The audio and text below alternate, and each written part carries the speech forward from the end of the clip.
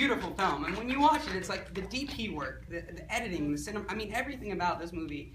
It's so much more than just a slasher film. When we started shooting, I remember it wasn't the first day, but it was the first week when we shot the scene that was Jennifer's introduction. You know, when she cuts the cop's throat and then she emerges from behind the car. And do you remember Ronnie was just so excited setting all this up? We walked on the set.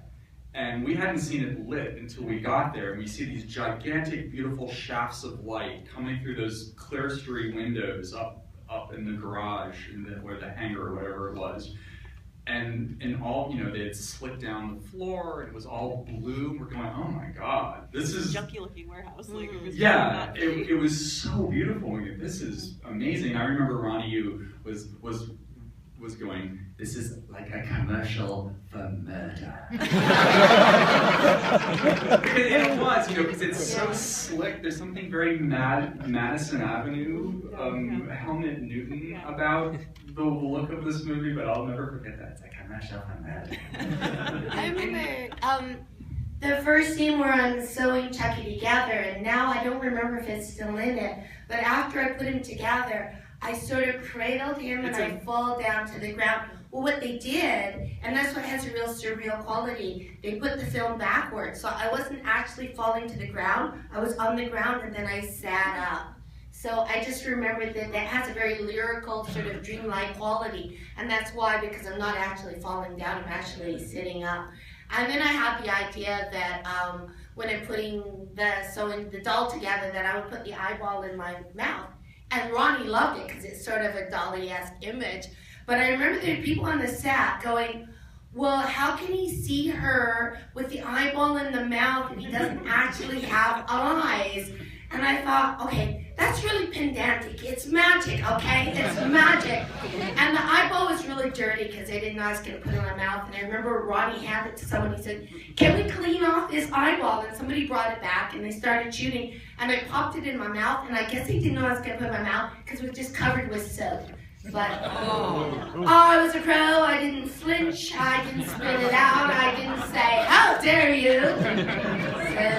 That was Katherine Heigl's job. I had a lot of input in my own costume, and then I thought the costume designer loved me.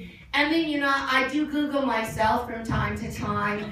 And I Googled myself in about, I guess, half a year after I finished making the movie. She's talking about Hollywood actors and how ridiculous they were. And she said, Jennifer Tilly came in. And she's playing a small-town goth girl. And she brought in her own crystal-encrusted $1,000 Gucci shoes. Swarovski crystal. Yes, Swarovski crystal. She's like, she had all this designer stuff that she insisted she wear. And I thought, oh, I thought I was just helping the costumer. But, you know, I thought it looked really good. I was like, nobody knows. Actually, the scene where we put him in the trunk, I am wearing Gucci shoes that cost over $1,000 retail. But because I was a nominal star at the time, I got 30% off. And, you know, the film is forever. Writing on Hannibal, and you're part of Face Off. So how is it venturing actually, after all this time, onto two different things that are kind of different? Well, Face Off, and this is not to be confused with Mike and Mike Leary's Face Off. You're referring to Face Off, the TV show, the reality show. Not the John Travolta movie, which is one of my favorite movies.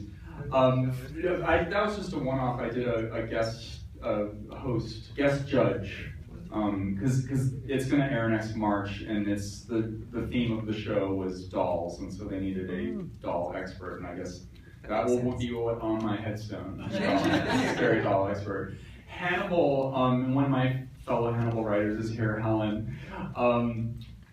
Hannibal's awesome. It's so much fun. And Helen will attest to this, that we all just like sit there and go, oh my God, we get to be paid to sit around talking about Hannibal all day. We're just like, I'd do that anyway. You know, I mean, it's literally what Lord of the Rings and Star Wars is to some people, Hannibal is to me. Yeah. Wow. And I'm just obsessed with it, and so to get to work on the show is really fun. Well, this is my Star Wars and Lord of the Rings, Chucky. So, Oh, awesome. so that's perfect for me. Last thing before we go to the audience is Chucky 7. What can you tell us? Tell us everything. I can't tell you very much. I'm writing it. What? You spelled the microphone. It stars Jennifer. and Fiona, my girlfriends. Some people, I can't. I just Turn off your I cameras. want to turn off say your more, but cameras. I can't. I would really get in trouble. But Is there a chance of a theatrical release, or at least a limited theatrical release? I don't know. They dangle that carrot, Yeah. and they did the last time. But so I honestly, it doesn't matter that much to me anymore. I mean, just to be able to get to do it, and I think that we have a really good story. And it's all of the, we had a lot of cliffhangers in the last movie, and it was intentional. And this, it answers all of those questions. And some other characters that you might Some returning come vets? back Some veterans? might come back. All right, so let's do a few audience questions. Yes, right there. For Don. Yes, Dennis. Somebody, this is like a really good friend of mine. It's like, yes, can I help Mr. you? Mancini, as a writer, you're talking about comedy as being kind of catnip to you, and the idea of taking the series in another direction, particularly that direction. Was it at all intimidating for you to take this thing that was so established and still had comic roots or aspects to it, and really turn it into something that was quite different, I think, in a lot of ways?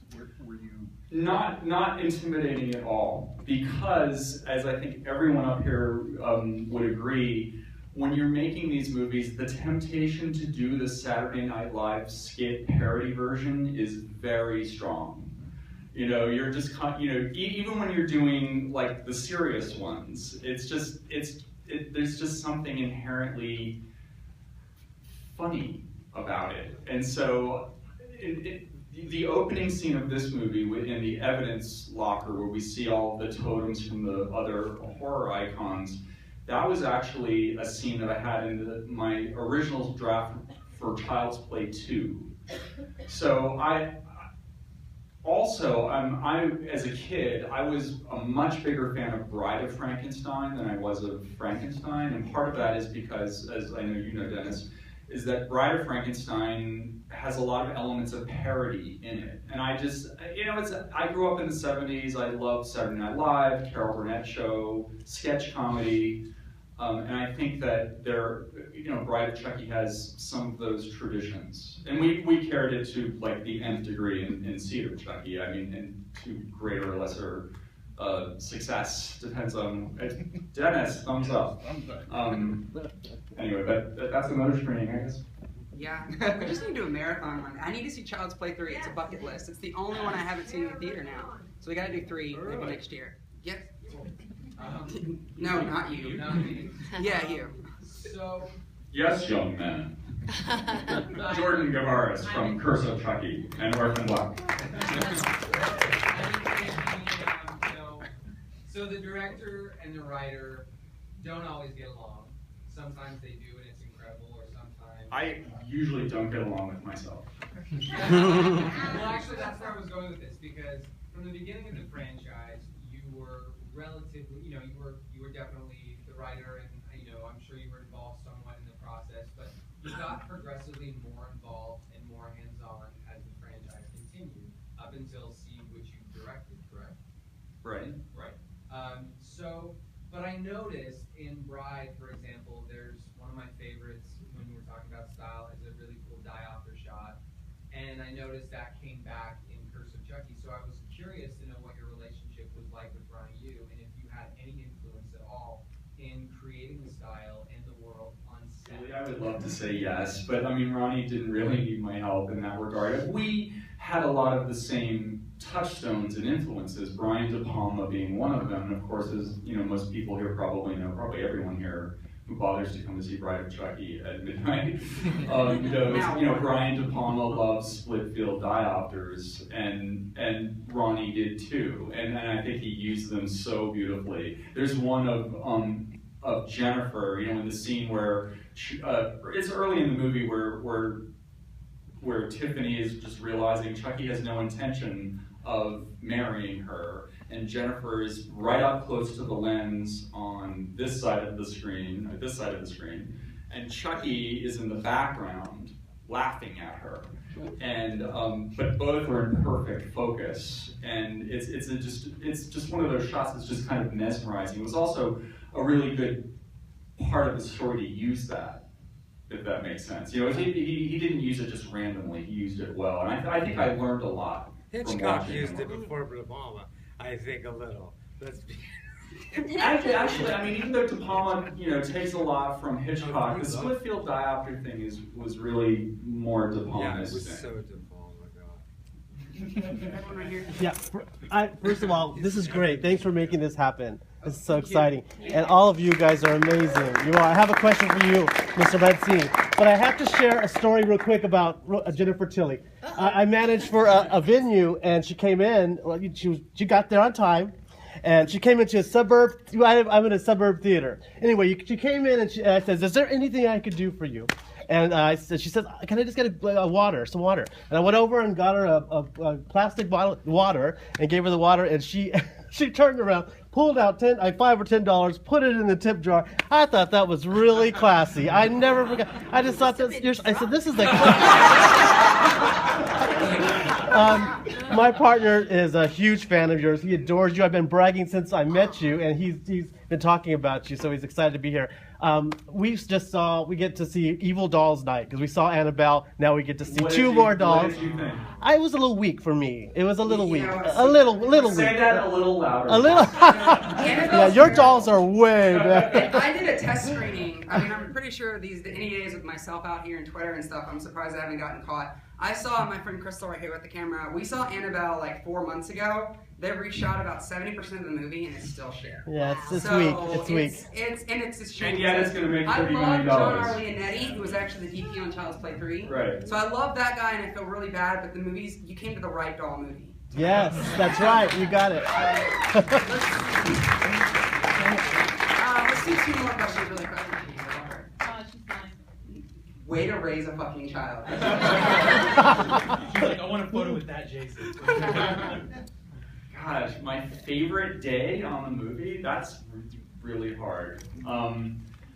But one that really stands out to me is one that I already mentioned, was the day that we came onto the set, where it wasn't actually Jennifer's first day, because I think your first day of shooting was with Nick, was that scene with Nick.